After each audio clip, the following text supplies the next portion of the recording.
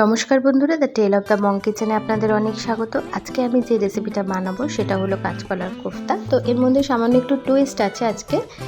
Actually এই রেসিপিটা আমার একটা বান্ধবী, তো চলুন দেখে নেওয়া যাক কীভাবে আমি বানাই। প্রথমেই আমি সেদ্ধ করা কাঁচা কলাগুলোকে একটু চামচের সাহায্যে স্ম্যাশ করে নেবো ভালো করে।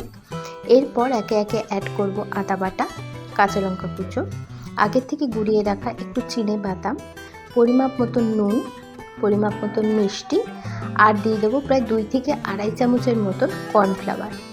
এগুলো সব কিছু একসাথে মিশিয়ে আমি একটা ভালো করে মণ্ড বানিয়ে নেব। এরপর মণ্ডটা তৈরি হয়ে যাওয়ার পর আমি হাতটা ভালো করে ভিজিয়ে আমি এবার কোফতাগুলো বানাবো। এই মণ্ডর থেকে কিছুটা অংশ নিয়ে তার মধ্যে একটা করে চিংড়ি মাছ ভরে গোল গোল করে আমি কোফতাগুলোকে গড়ে নেব। এইভাবে সবকটা কোফতা বানানো হয়ে গেলে এবার আমি চলে আসবো রান্নায়। প্রথমেই আমি কড়াইতে তেল গরম করে তার মধ্যে কোফতাগুলো ভাজবো। তো তার জন্য আমি এখানে সর্ষের তেল নিয়ে নিয়েছি।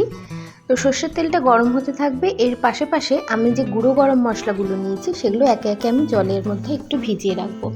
গুঁড়ো গরম মশলার মধ্যে আমি নিয়েছি লঙ্কার গুঁড়ো, জিরের গুঁড়ো, হলুদ গুঁড়ো আর সামান্য পরিমাণ ধনের গুঁড়ো।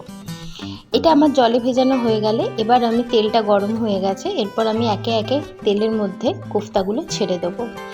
চেষ্টা করবেন বন্ধুরা কোফতাগুলো একটু সিমে ভাজতে, তাহলে কোফতাগুলো একটু ভালো ভাজা হবে। আমি কোফতাগুলো ভাজার সঙ্গে সঙ্গে আমি একটু পেঁয়াজ আর কাঁচা লঙ্কার একটা পেস্ট করে নেব। কোফতাগুলো দেখতেই পাচ্ছেন আমার লাল লাল করে ভাজা হয়ে গেছে।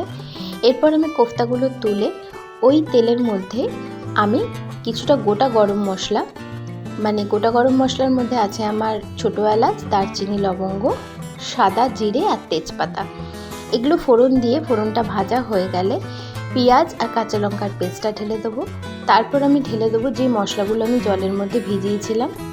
ওই মশলাটা দেওয়ার পর এর মধ্যে আমি সামান্য পরিমাণ নুন আর মিষ্টি অ্যাড করে দেবো, আর দেবো 1 চামচের মতন প্রায় আদা বাটা দিয়ে আমি মশলাটাকে কষাতে থাকবো।